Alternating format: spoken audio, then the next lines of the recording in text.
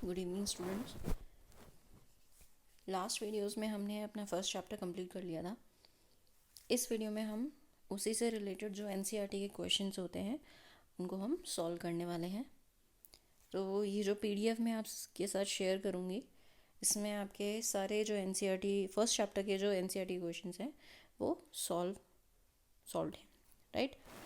So first question, why is reproduction essential for organisms के लिए reproduction essential क्यों है। ये मैंने आपको जब चैप्टर की स्टार्टिंग कराई थी तब मैंने आपको बताया था कि रिप्रोडक्शन बहुत इम्पॉर्टेंट है। अगर हमारी अर्थ पे लाइफ कंटिन्यू रहनी है तो रिप्रोडक्शन एक बहुत ही एसेंशियल प्रॉपर्टी होती है लिविंग ऑर्गेनिजम्स की। विदाउट रिप्रोडक्शन कोई भी जनरेशन आगे नहीं बढ़ेगी। तो that's why for the continuity of the species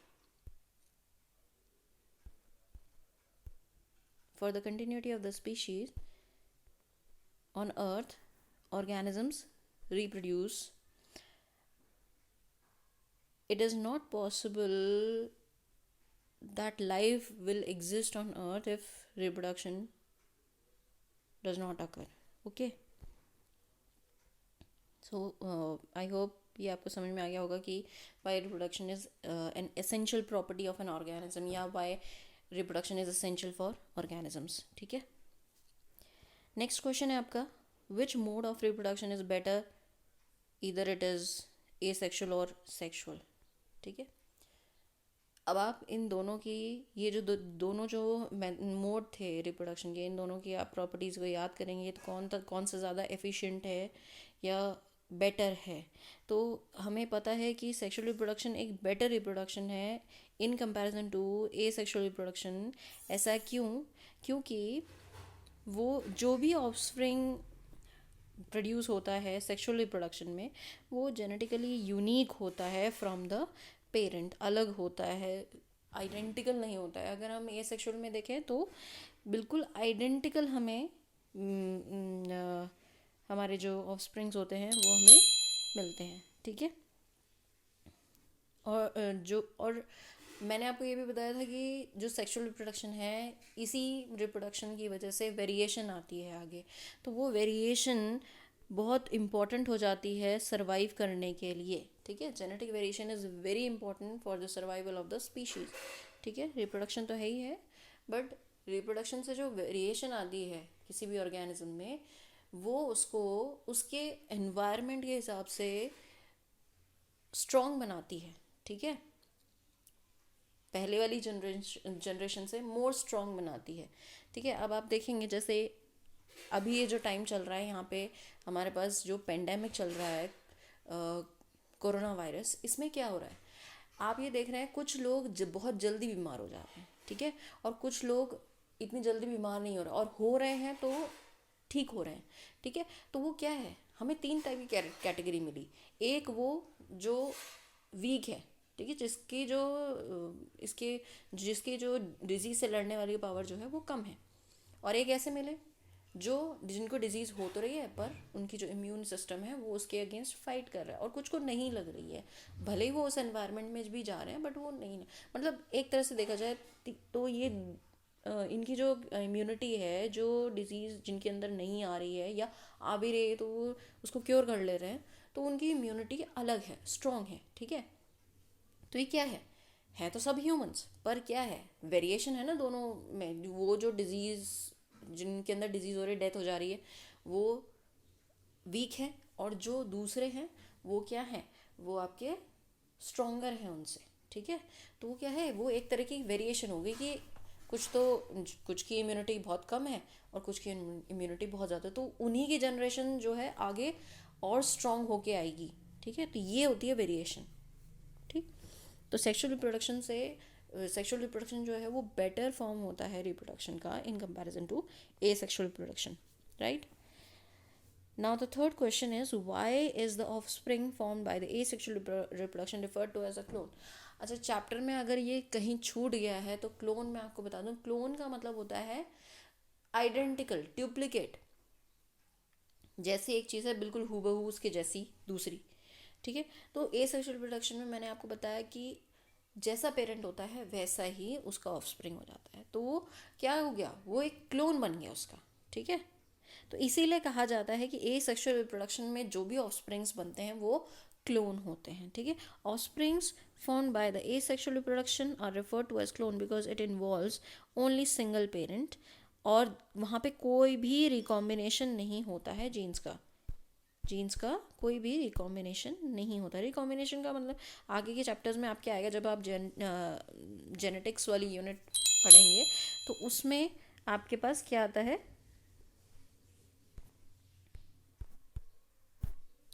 वहाँ पे आपके पास आता है रिकॉम्बिनेशन का मतलब होता है मिक्सिंग ऑफ कैरेक्टर्स। अब मैंने आपको बताया सेक्सुअल रिप्रोडक्शन में 2 पेरेंट्स होते हैं, तो वहाँ पे 2 अलग टाइप के कैरेक्टर्स होंगे बच्चे के अंदर। वहीं अगर हम ए सेक्सुअल रिप्रोडक्शन में देखें तो पेरेंट्स से एक ही सिंगल पेरेंट होता है, सिंगल पेरेंट से उसका ऑफस्प्रिंग बन गया, ठीक है, तो वो बिल्कुल आइडेंटिकल बना ना उसके। तो यहाँ पे रिकॉम कुछ चेंज तो हुआ नहीं, ठीक है। वहीं अगर सेक्सुअल रिप्रोडक्शन में देखें तो मदर के भी कैरेक्टर आते हैं, फादर के भी कैरेक्टर है, तो वहाँ पर चेंज आया ना ऑफस्प्रिंग में, ठीक है। तो इसीलिए जो ए सेक्सुअल रिप्रोडक्शन है उसमें जो ऑफस्प्रिंग बनते हैं उसको क्लोन कहा जाता है। वहाँ पे कोई रिकॉम्बिनेशन नहीं होता है, जीन्स का कैरेक्टर्स का मिक्सिंग नहीं होती है ए सेक्सुअल रिप्रोडक्शन में, ठीक है।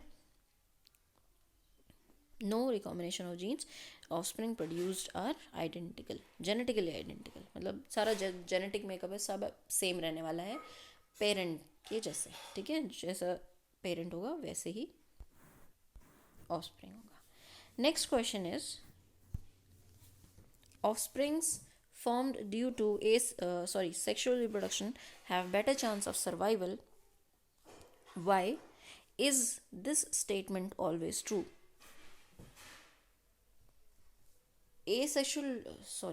सेक्सुअल रिप्रोडक्शन से जो भी ऑफस्प्रिंग्स हमें मिलते हैं उनके सर्वाइवल के बेटर चांस ऑब्वियसली होते हैं, और ये जो स्टेटमेंट दिया गया है क्वेश्चन में ये बिल्कुल करेक्ट है, ठीक है। क्वेश्चन में ये पूछा गया है कि जो सेक्सुअल रिप्रोडक्शन से जो ऑफस्प्रिंग्स बनते हैं, जो नेक्स्ट जो जनरेशन आती है उसके जो जीने के जो चांसेस होते हैं वो ज़्यादा बढ़ जाते हैं। क्या ये स्टेटमेंट सही है? ये स्टेटमेंट बिल्कुल सही है। क्यों? क्योंकि मैंने आपको अभी बताया कि सेक्सुअल रिप्रोडक्शन में दोनों के कैरेक्टर आएंगे, मदर के भी आएंगे और फादर के भी आएंगे, तो चांसेस वेरिएशन के हैं यहाँ पे। तो वेरिएशन मैंने आपको डिजीज़ वाला एग्जांपल बताया अभी प्रीवियस क्वेश्चन में, तो वही चीज़ है। जो जब स्ट्रॉन्ग कैरेक्टर्स मिलेंगे तो ऑफस्प्रिंग जो नेक्स्ट जो जनरेशन होगी, जो बच्चा होगा उसके अंदर भी तो स्ट्रॉन्ग जीन्स आ जाएंगे ना, है ना। फादर के भी स्ट्रॉन्ग जीन्स आ गए, ठीक है, मदर के भी स्ट्रॉन्ग जीन्स आ गए, ठीक है। तो वो जो ऑफस्प्रिंग हो गए, जो नेक्स्ट जनरेशन जो भी आएंगी वो क्या होंगी, उनके सर्वाइवल के जो रेट होंगे वो बहुत ज़्यादा होंगे, ठीक है। तो ये जो स्टेटमेंट है ये बिल्कुल ट्रू है। मैं आंसर को रीड करके बता देती हूँ, एक्सप्लेन कर देती हूँ। Sexual reproduction is said to have occur when 2 gametes fuses. ऐसा कब होता है? जब 2 गैमीट्स फ्यूज करते हैं, ठीक है।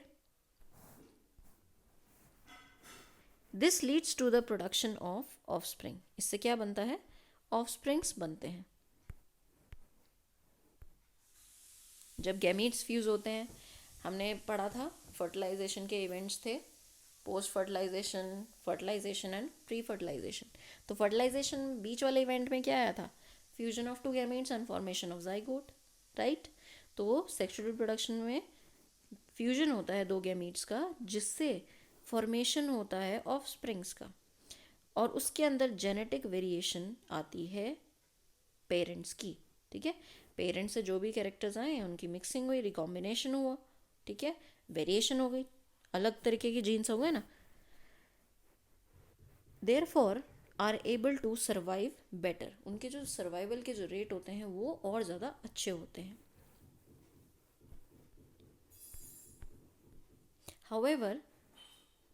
However, the organism produced by the sexual reproduction do not always survive more than those produced by the asexual reproduction. Sometimes the organism produced by the asexual reproduction survive better than those of the sexual reproduction. Also, it is a fairly quick process, consume less energy and time. ठीक है। लेकिन कुछ cases में ऐसा हो जाता है कि जो एसेक्सुअल रिप्रोडक्शन होते हैं वहाँ पे उनके सर्वाइवल रेट सेक्सुअल रिप्रोडक्शन से जो ऑर्गेनिज्म बन रहे हैं उनसे ज़्यादा हो जाते हैं, लेकिन वो एक एक्सेप्शन है। लेकिन मोस्ट ऑफ द टाइम्स जो सेक्सुअल रिप्रोडक्शन, मोस्टली जो एनिमल्स हैं उनमें सेक्सुअल रिप्रोडक्शन है, तो उनके सर्वाइवल के रेट ज़्यादा हैं, और ये statement most of the times correct है। ठीक है। Next question is, how does the progeny formed from asexual reproduction differ from those formed by the sexual reproduction? इसमें भी वही चीज़ है जो मैं अभी तक बताती आ रही हूँ, वही चीज़ मैंने बताई। एसेक्सुअल रिप्रोडक्शन में क्या है, एसेक्सुअल रिप्रोडक्शन में सिंगल पेरेंट होता है और उसी का ही क्लोन बन जाता है। लेकिन अगर सेक्सुअल रिप्रोडक्शन की बात करें तो यहाँ पे क्या होता है, यहाँ पे दो पेरेंट होते हैं। ठीक है, दो पेरेंट होते हैं, उनके गैमीट्स फ्यूज करते हैं, जाइगोट बनता है। तो यहाँ पे ये जो जाइगोट से जो ऑफस्प्रिंग बनेगा वो क्या होगा, वो डिफरेंट होगा इन दोनों से। लेकिन अगर मैं ए सेक्सुअल रिप्रोडक्शन की बात करूँ, ये सिंगल पेरेंट है, इससे ही ऑफस्प्रिंग बन गया, तो ये जस्ट आइडेंटिकल है एक दूसरे के। ठीक है, तो डिफर इसी सेंस में करते हैं कि यहाँ पे जेनेटिक वेरिएशन कुछ नहीं है और यहाँ पे जेनेटिक वेरिएशन देखने को मिलती है। सर्वाइवल रेट यहाँ पे ज़्यादा है लेकिन यहाँ पे उतने नहीं हैं। ठीक है, समझ में आ रहा है? तो यही सब इस आंसर में लिखा हुआ है।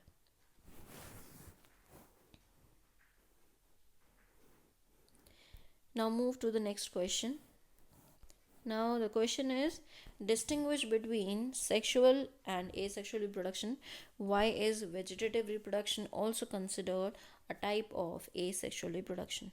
ठीक है, अभी इस क्वेश्चन में आपको क्या करना है, सेक्सुअल रिप्रोडक्शन और एसेक्सुअल रिप्रोडक्शन के बीच में डिफ्रेंशिएट करना है और ये बताना है कि वेजिटेटिव रिप्रोडक्शन जो है, vegetative reproduction also considered as a type of asexual reproduction क्यों।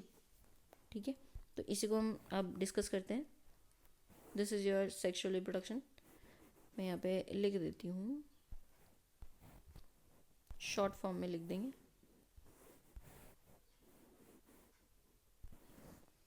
This is sexual and this is asexual, right.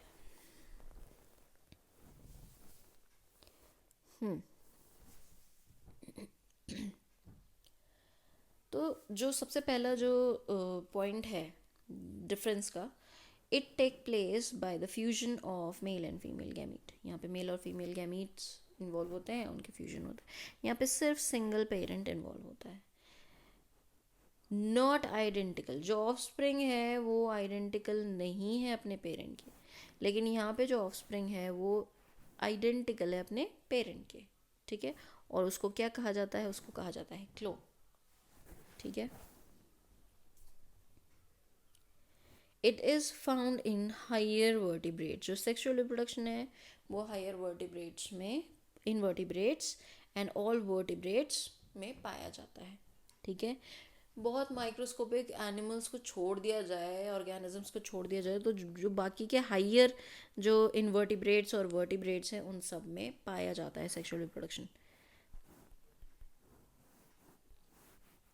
लेकिन ये किस में पाया जाता है ये सेक्सुअल रिप्रोडक्शन, लोअर ऑर्गेनिजम्स में, बहुत माइक्रोस्कोपिक जो होते हैं ज़्यादातर उनमें, प्लांट्स उनमें पाया जाता है।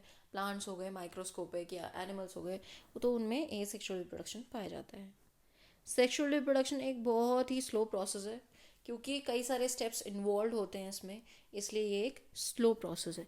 वहीं अगर हम बात करें ए सेक्सुअल रिप्रोडक्शन की, ये बहुत ही फास्ट है। यहाँ पे सिंगल पेरेंट है, सिंगल सेल इन्वॉल्व है, तो क्या होगा, क्लोन बनना है, उससे डॉटर सेल्स बन जाती हैं। तो यहाँ पे कोई ऐसा कॉम्प्लेक्स मेथड तो है नहीं जैसा कि सेक्सुअल रिप्रोडक्शन में पाया जाता है।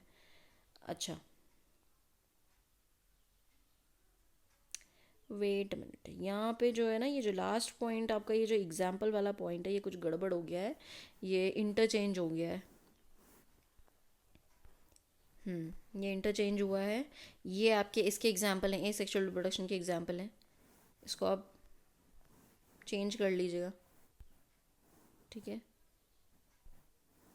ये आपका ए सेक्सुअल रिप्रोडक्शन का एग्जाम्पल है और ये सेक्सुअल का एग्जाम्पल है। तो ये जो सिर्फ ये वाला जो पॉइंट है इसको आप, ये वाला जो पॉइंट है इसको आप ध्यान से देख लेंगे, ये इंटरचेंज हो गया है यहाँ पे, प्रिंटिंग मिस्टेक है, ये टाइपिंग मिस्टेक है, सॉरी। अब क्वेश्चन का सेकंड पार्ट है कि वेजिटेटिव रिप्रोडक्शन प्रोपगेशन को एसेक्सुअल रिप्रोडक्शन का ही पार्ट क्यों कंसिडर किया गया है। Vegetative reproduction is considered, wait a minute, vegetative reproduction is considered to be a form of asexual reproduction as it does not involve the fusion of male and female gamete।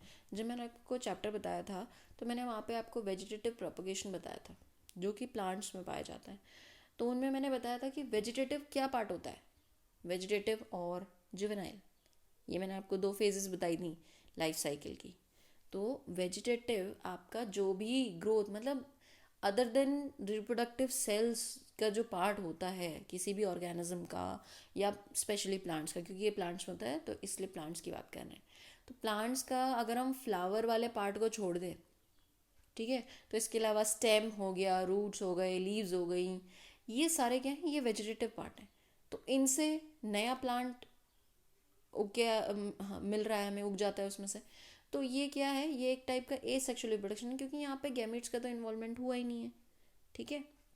तो इसलिए इसको एक type माना गया है asexual reproduction का। और यहाँ पे जो भी प्लांट, नया प्लांट जो ग्रो करता है, नया प्लांट जो ग्रो करता है वो कैसा है, वो जेनेटिकली आइडेंटिकल है पेरेंट प्लांट के, ठीक है, जेनेटिकली आइडेंटिकल होता है पेरेंट प्लांट के लिए, ठीक है। तो इसलिए इस वेजिटेटिव प्रोपगेशन को या रिप्रोडक्शन को एसेक्सुअल रिप्रोडक्शन ही कहा जाता है, राइट। तो ये हो गया आपका, ये बहुत ही इम्पोर्टेंट क्वेश्चन है, इसको आप, इम्पोर्टेंट तो खैर सारे ही हैं but exam point of view से ये बहुत इंपॉर्टेंट है, क्योंकि कई बार पूछा जाता है डिफरेंस बिटवीन, और स्पेशली वेजिटेटिव प्रोपगेशन या रिप्रोडक्शन, इसको आप इस रेस्पेक्ट में नहीं पढ़ेंगे कि ये एक टाइप है एसेक्सुअल रिप्रोडक्शन का, ये तो आपको पता ही होना चाहिए, लेकिन कितने टाइप होते हैं इसके, ठीक है, वो मैंने आपको जब चैप्टर बताया था तो मैंने एक डायग्राम भी दिखाया था, वहाँ पे अलग अलग टाइप के थे, ठीक है। जिंजर में बताया था वो राइजोम से होता है, ठीक है, पोटैटो में ट्यूबर, उसको ट्यूबर बोलते हैं, आइस के थ्रू होता है, तो ये सब मैंने बताए थे आपको। तो उस रेस्पेक्ट में भी आपको इसको पढ़ना पड़ेगा, right. Now move to the next question, what is vegetative propagation. ये मुझे बताने की ज़रूरत नहीं है क्योंकि मैंने अभी अभी आपको एक्सप्लेन किया है ये एग्जाम्पल हम इसकी बात कर लेते हैं। एग्जाम्पल क्या है, जिंजर एंड गार्लिक। हम क्या करते हैं, जिंजर, अदरक जो होता है उसको हम एक बड़ा सा, मतलब जहाँ पे उसकी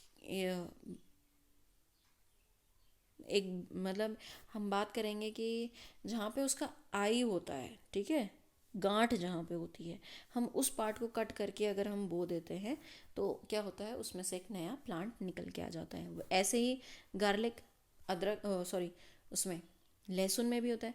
लहसुन की जितनी भी हमें उसके जो कलियाँ निकलती हैं, कलियाँ बोलते हैं, जितने भी उसके पार्ट्स निकलते हैं उन सबको अगर हम बो देंगे तो वो क्या है, उन हर एक में से एक एक नया प्लांट निकल आएगा। तो उनमें क्या होता है, वेजिटेटिव, वो कोई फ्लावर तो है नहीं, प्लांट ही तो है पार्ट का, वेजिटेटिव पार्ट है प्लांट का, ठीक है।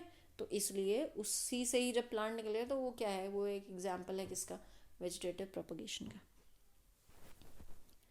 Next question, define juvenile phase, reproductive phase, senescent phase. चलो इसको यहाँ पे, जुवेनाइल फेज मैंने आपको चैप्टर में बताई भी थी, आपके लिए नई जो टर्म है वो है सेनेसेंट फेज, इसको मैं बता देती हूँ। रिप्रोडक्टिव फेज, वो फेज जब कोई भी ऑर्गेनिज्म रिप्रोडक्शन के लिए एलिजिबल हो जाता है तो वो फेज होती है रिप्रोडक्टिव फेज, ठीक है। चलिए पढ़ लेते हैं इसको। Juvenile phase, it is defined as the period of the growth between an organisms birth and, ये एक ग्रोथ पीरियड होता है किसी भी ऑर्गेनिज्म के जन्म से लेके उसके रिप्रोडक्टिव मैच्योरिटी तक, ठीक है, ग्रोथ पीरियड। जुवेनाइल को वेजिटेटिव पीरियड भी कहा जाता है, ठीक है। तो वो जो बीच का पीरियड होता है, उसके जन्म से लेके उसके रिप्रोडक्टिव मेच्योरिटी तक के बीच का जो पार्ट है उसकी लाइफ साइकिल का, उसको कहा जाता है जुवेनाइल फेज या vegetative phase.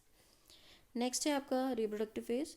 It is a phase in which organism can reproduce sexually. In males, it lasts until death, but in females, it lasts up till the age of 50। ठीक है, ये वो फेज है जब कोई भी organism sexually reproduce कर सकता है, राइट। मेल्स में ये डेथ तक होती है ये रिप्रोडक्टिव पावर, और फीमेल्स में 50 ईयर्स तक होती है। फिर नेक्स्ट आ जाती है सेनिसेंट फेज। सेनिसेंट फेज क्या है? सेनिसेंट फेज होती है बुढ़ापा, ठीक है, period of ageing of an organism. जब उसकी ग्रोथ फेज और रिप्रोडक्टिव फेज ख़त्म हो जाती हैं तब ये फेज आती है। तो ये जो ये टर्म बताई गई हैं यहाँ पे, ये तीनों लाइफ साइकिल की 3 फेजेस हैं, growth phase, reproductive phase and आपकी सेनिसेंट फेज या एजिंग फेज। ठीक है, जहाँ पे कोई भी ऑर्गेनिज्म जो है उसकी एज हो जाती है, इट मूव्स टुवर्ड्स डेथ। ठीक है,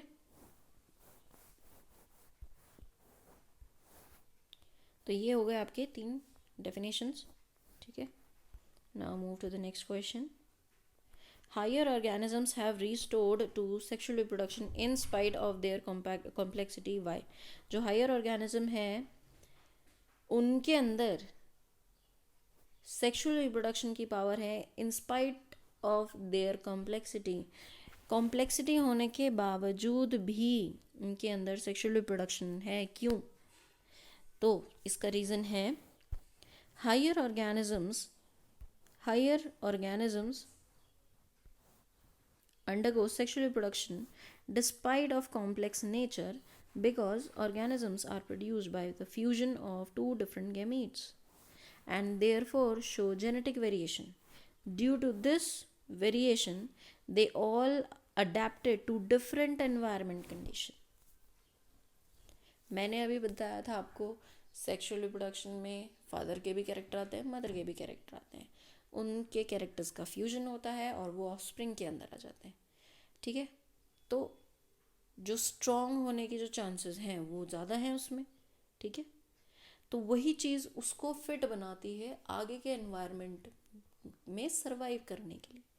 ठीक है, तो यही जो सेक्सुअल रिप्रोडक्शन है, यही एक पावर है जो आगे आने वाली जनरेशन को बदलते एनवायरनमेंट के हिसाब से ढाल सकती है, वेरिएशन ला सकती है। ठीक है, तो इसी वजह से इतनी कॉम्प्लेक्सिटी होने के बावजूद भी जो हायर ऑर्गेनिज्म हैं उनके अंदर सेक्सुअल रिप्रोडक्शन की पावर मतलब हेल्प करता है एक तरह से। ठीक है, और ये उनके सर्वाइवल रेट्स को बढ़ा देता है। नेक्स्ट है explain why meiosis and gametogenesis are always interlinked. ये मैंने आपको जब सेल डिवीजन बताया था तब मैंने आपको बताया था कि गैमीट्स के फॉर्मेशन के लिए कौन सा डिवीजन इम्पॉर्टेंट है? मियोसिस। मियोसिस नहीं होगा तो गैमीट्स नहीं बनेंगे। Meiosis is the process that occurs during gametogenesis. Gametogenesis मैंने बताया था, gamete means reproductive cells, genesis means formation या टू प्रोड्यूस।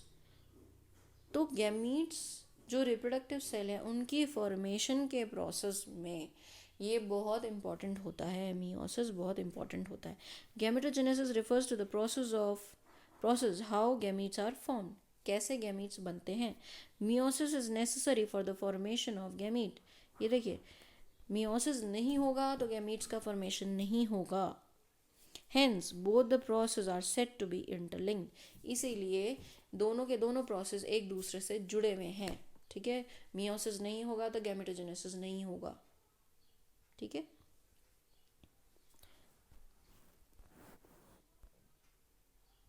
अभी आपका क्वेश्चन है identify each part in the flowering plant and right whether it is haploid और diploid.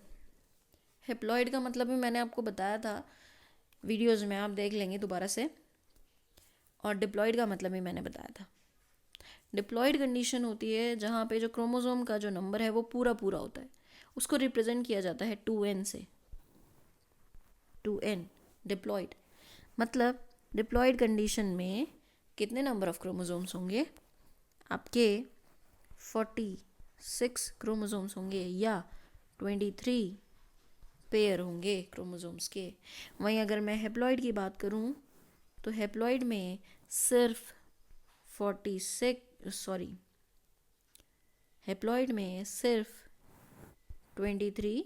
Chromosomes होंगे। ये हेप्लॉयड कंडीशन है, ठीक है। इसको हमने रिप्रेजेंट किया, डिप्लॉयड को हमने रिप्रेजेंट किया 2n से, और यहाँ पे आप खुद ही देख लीजिए ना, हाफ हो गया ना, ये 2n का हाफ क्या है? n है, ठीक है। तो इसलिए हेप्लॉयड। अब हमें ये सारे पार्ट्स को देखना है, इन सारे पार्ट्स को देखना है। ये एक फ्लावरिंग प्लांट के पार्ट्स हैं और हमें बताना है कि इनमें से कौन सा डिप्लॉयड है, कौन सा हेप्लॉयड है, ठीक है।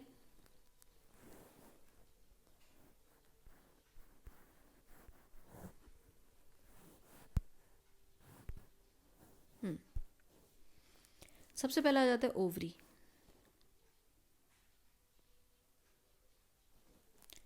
ओवरी डिप्लॉयड फेज होता है क्योंकि ये कोई रिप्रोडक्टिव सेल तो नहीं है, ठीक है, समझ में आ रहा है। इसके अंदर ओव्यूल होता है, ये ओवरी होती है ना, मैंने आपको बताया था नीचे स्वेलन पोर्शन होता है, उस यहाँ पे ओवरी होती है, ठीक है। इसके अंदर छोटे छोटे ओव्यूल्स होते हैं, ठीक है। तो ये है आपकी ओवरी। तो ये तो किसी भी हाल में हेप्लॉयड नहीं होने वाली है, ये हमेशा डिप्लॉयड होती है, 2n होता है, क्योंकि ये एक वेजिटेटिव पार्ट का, वेजिटेटिव जो प्लांट बॉडी है उसका पार्ट है। लेकिन अगर हम बात करेंगे, चलिए बाद में आते हैं उस पर, अभी हम एंथर की बात करते हैं। एंथर क्या था? एंथर मेल रिप्रोडक्टिव पार्ट था, ऐसे करके ये लगा होता है, ठीक है। एंथर क्या है? ये स्ट्रक्चर जो है ये क्या कहलाता है? एंथर। तो ये भी क्या है? ये भी डिप्लॉयड है, ये हेप्लॉयड नहीं होगा। लेकिन हाँ, इसके अंदर जो सेल्स बन रहे, वो जो पोलन ग्रेन्स बन रहे ना, वो है हेप्लॉयड, ठीक है। उसी तरह से इस ओवरी के अंदर जो ओव्यूल्स हैं उसके अंदर एक एग सेल है, वो है हेप्लॉयड, ठीक है। तो हम आ जाते हैं, एंथर हमने क्या बताया? एंथर हमने बताया डिप्लॉयड है। एग क्या है? एग आपका हेप्लॉयड है क्योंकि ये एक्चुअली एग जो है वो रिप्रोडक्टिव सेल है, मतलब ओवरी के अंदर ओव्यूल होता है। ये छोटे छोटे से मैंने बताया ओव्यूल हैं ये, इनके अंदर भी एग सेल, इनके अंदर होती है एग सेल, तो वो सेल होती है हेप्लॉयड। बाकी ओव्यूल भी आपका क्या होगा? ओव्यूल का जो बाहर का स्ट्रक्चर होता है ना, वो भी डिप्लॉयड होता है, सिर्फ अंदर की वो जो एग सेल है वो हेप्लॉयड होती है, ठीक है। आ गए हम पोलन पे। पोलन भी क्या है? हेप्लॉयड, जो कि मैंने आपको बताया इसके एंथर के अंदर जो पाया जाता है वो हेप्लॉयड है। मेल गैमीट, मेल गैमीट तो गैमीट है, तो वो तो हेप्लॉयड हो गई। और जाइगोट क्या होगा? जाइगोट क्या बना? फ्यूजन के बाद बना। तो जब हेप्लॉयड हेप्लॉयड सेल्स मिल जाएंगी, एन मिल गया, इधर से भी दूसरा एन मिल गया, तो क्या बन गया? 2n। तो ये क्या है? डिप्लॉयड है। तो इसको एक बार हम देख लेते हैं जाइगोट को। जाइगोट मैंने आपको बताया formed by the fusion of gametes. ये आया n, ये आया n, ये पोलन है या मेल गैमीट बोल लो इसको, और ये क्या है? ये आपका एग है। दोनों के बीच में फ्यूजन होगा तो क्या बनेगा? जाइगोट। दोनों के न्यूक्लियस मिल जाएंगे ना, तो एन भी मिल जाएंगे, मतलब क्रोमोसोम्स के जो नंबर हैं वो भी ज्वाइन हो जाएंगे, जुड़ जाएंगे। तो यहाँ पे क्या है? n प्लस एन कितना हो गया? n प्लस एन कितना हो जाएगा? 2n हो जाएगा, ठीक है। और ये क्या बन गया? आपका जाइगोट बन गया। तो इसलिए ये डिप्लॉयड है। समझ में आया? ये ह्यूमंस की बात नहीं हो रही, ये प्लांट्स की बात हो रही है, right. Now next question. Define external fertilisation. External fertilisation मैंने बहुत अच्छे से बताया था, कोई कन्फ्यूजन नहीं है। फीमेल जो पेरेंट है उसकी बॉडी से बाहर जब फर्टिलाइजेशन होगा तो उसको एक्सटर्नल, एक्सटर्नल मतलब बाहर, ठीक है, उसकी बॉडी से जब बाहर फर्टिलाइजेशन होगा that is called external fertilisation.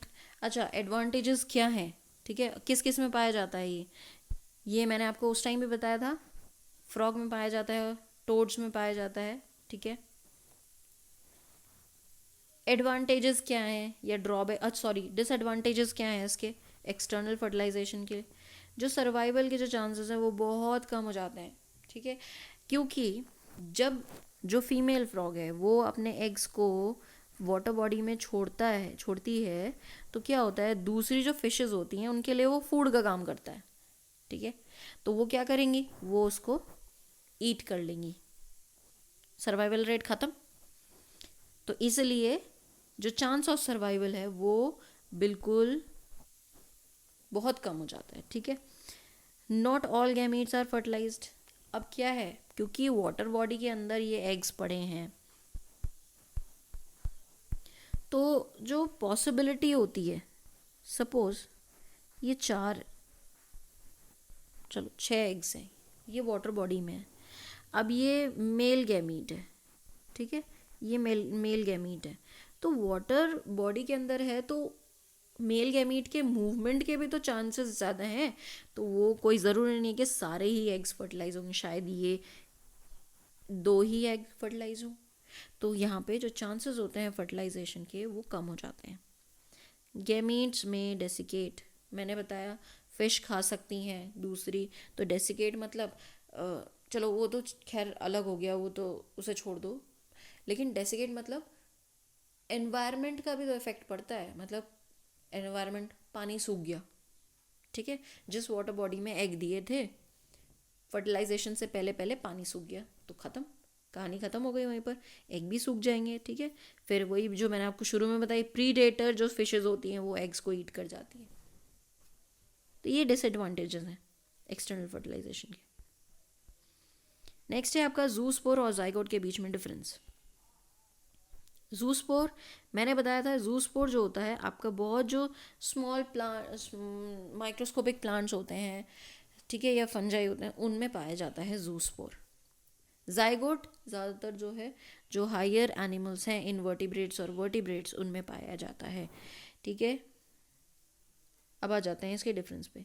It is found inside the zoosporangium, एक स्पेशल स्ट्रक्चर होता है जिसके अंदर ये जूस्पोर्स बनते हैं। पिछली प्रीवियस वीडियोस आप देखेंगे तो उसमें मैंने आपको बताया है कुछ पर्टिकुलर स्ट्रक्चर्स होते हैं जिनके अंदर ये बनते हैं जूस्पोर्स, ठीक है।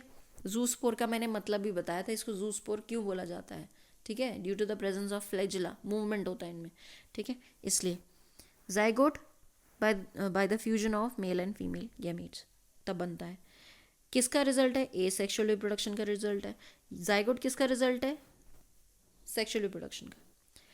कैसा होता है ये, फ्लैजिलेट, मतलब फ्लैजिला प्रेजेंट होता है, ऐसे ऐसे ऐसे टेल होती है उसके पीछे मूवमेंट के लिए, ठीक है, और ये मोटाइल स्पोर होता है, ये नॉन मोटाइल होता है। जाइगोट जो होता है ये नॉन मोटाइल होता है। यहाँ हम गैमीट्स की बात नहीं कर रहे हैं, यहाँ हम उस सेल की बात कर रहे हैं जो उन 2 गैमीट्स के फ्यूजन के बाद बनता है, उसे जाइगोट कहा जाता है, तो ये तो नॉन मोटाइल होता है, ठीक है। जो जूस्पोर्स होते हैं वो हेप्लॉइड भी हो सकते हैं, डिप्लॉइड भी हो सकते हैं, डिपेंडिंग अपॉन द ऑर्गेनिज्म, लेकिन जाइगोट हमेशा डिप्लॉइड होगा। Participates in dispersal,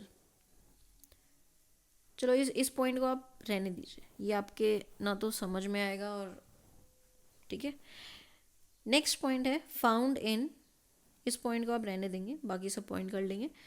found in algae, fungi, protozoans, ये मैंने आपको अभी बताया, और ये ज़्यादातर हायर ऑर्गेनिजम्स में पाया जाता है, ठीक है। नेक्स्ट है आपका differentiate between gametogenesis and embryogenesis. Gametogenesis, genesis का मतलब टू प्रोड्यूस, अब गैमेटोजेनेसिस है तो गैमीट्स का फॉर्मेशन, एम्ब्रियोजेनेसिस है तो एम्ब्रियो का फॉर्मेशन, ठीक है। इसके बीच का डिफरेंस कर लेते हैं फटाफट से। Process of formation of male and female gamete, obviously मैंने नाम से समझाया आपको। Embryogenesis, process of formation and development of the embryo. Zygote बनने के बाद का जो भी डेवलपमेंट होगा मतलब जो एम्ब्रियो बनेगा वो, उसको कहा जाता है एम्ब्रियोजेनेसिस। फिर उसके बाद जो गैमेटोजेनेसिस होता है, यहाँ पे दोनों मियोसिस और माइटोसिस के प्रोसेस दोनों ही होते हैं, तब जाके गैमीट बनता है। एम्ब्रियोजेनेसिस में सिर्फ और सिर्फ माइटोसिस होती है, ठीक है। क्या होता है? सिर्फ और सिर्फ माइटोसिस होती है, क्योंकि वहाँ पे सिर्फ सेल्स का मल्टीप्लिकेशन इंपॉर्टेंट है, ठीक है। यहाँ पे रिडक्शन नहीं होना है, ठीक है, मल्टीप्लिकेशन होता है, क्योंकि ऑर्गन्स बनने हैं, ठीक है, सेल्स बननी है, टिश्यू बनने हैं, ऑर्गन्स बनने हैं, ठीक। एग का फॉर्मेशन होगा तो oogenesis और स्पर्म का फॉर्मेशन होगा तो स्पर्मेटोजेनेसिस। ये दोनों प्रोसेस गैमेटोजेनेसिस में आते हैं। एम्ब्रियोजेनेसिस लीड्स टू ऑर्गेनोजेनेसिस, ठीक है। एम्ब्रियो से, एम्ब्रियो के अंदर ऑर्गन्स बनेंगे, ठीक है। Occurs before fertilisation, occurs before fertilisation. लेकिन एम्ब्रियोजेनेसिस जो है वो कैसे होता है? ये आफ्टर फर्टिलाइजेशन होता है। ये जो गैमेटोजेनेसिस होते हैं ओवरीज में, फीमेल्स की ओवरीज में होगा और मेल्स की टेस्टिस में होगा, राइट। प्लांट्स की अगर हम बात करें तो प्लांट्स में एंथ्रीडिया में होगा और फीमेल्स मेल प्लांट में एंथ्रीडिया में होगा और फीमेल प्लांट में आर्चिगोनिया में होगा। यहाँ पे एम्ब्रियोजेनेसिस जो होगा वो फीमेल रिप्रोडक्टिव सिस्टम में ही होता है, समझ में आया? एनिमल्स में, और फीमेल प्लांट्स में फीमेल गैमेटोफाइट में होगा, ठीक है। अब यहाँ पे गैमेटोफाइट क्यों बोला? गैमेटोफाइट मतलब, फाइट का मतलब होता है it is related to plants, phyte, ठीक है, PHYTE। ये लास्ट में गैमेटोफाइट में स्पेलिंग देखेंगे तो PHYTE means it occurs in plants. Next है आपका जो लास्ट जो पॉइंट है इसका वो है कि इसमें हेप्लॉइड गैमीट्स बनते हैं, लेकिन ये जो सेल्स बनती हैं इसमें एम्ब्रियो के लिए वो डिप्लॉइड होती हैं, ठीक है। क्योंकि एम्ब्रियोजेनेसिस ये जाइगोट के बनने के बाद का प्रोसेस है, इसलिए जितनी भी सेल्स बनेंगी वो डिप्लॉइड बनेंगी, ठीक है। नेक्स्ट है आपका describe post fertilisation changes in flower. इसको आप खुद से पढ़ेंगे और अगर कोई दिक्कत है तो आप मेरे को मैसेज करेंगे, अदरवाइज़ मुझे नहीं लगता है कि इसमें कोई प्रॉब्लम होनी चाहिए आपको, क्योंकि ये सब मैंने आपको बताया था कि क्या क्या चेंजेस आते हैं, ठीक है।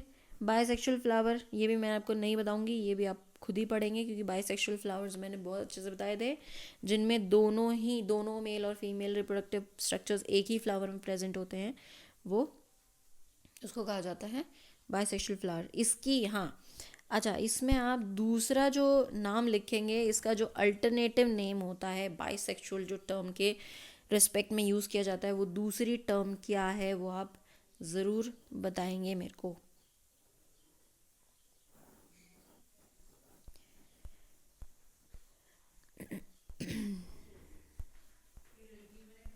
ये आपका नेक्स्ट क्वेश्चन है कि examine a few flowers of, अच्छा इन क्वेश्चंस को आप रीड कर लेंगे, अगर कोई प्रॉब्लम होती है तो मैं आपको एक्सप्लेन करती हूँ, वैसे ये ज़्यादा इम्पॉर्टेंट है नहीं। Why are offsprings of oviparous animals have great risk, इसको भी पढ़ेंगे आप, कुछ नहीं है ऐसा, ये सब मैं एक्सप्लेन कर चुकी हूँ आपको, तो आप इसको एक बार रीड कर लेंगे। That's all, thank you and have a nice day.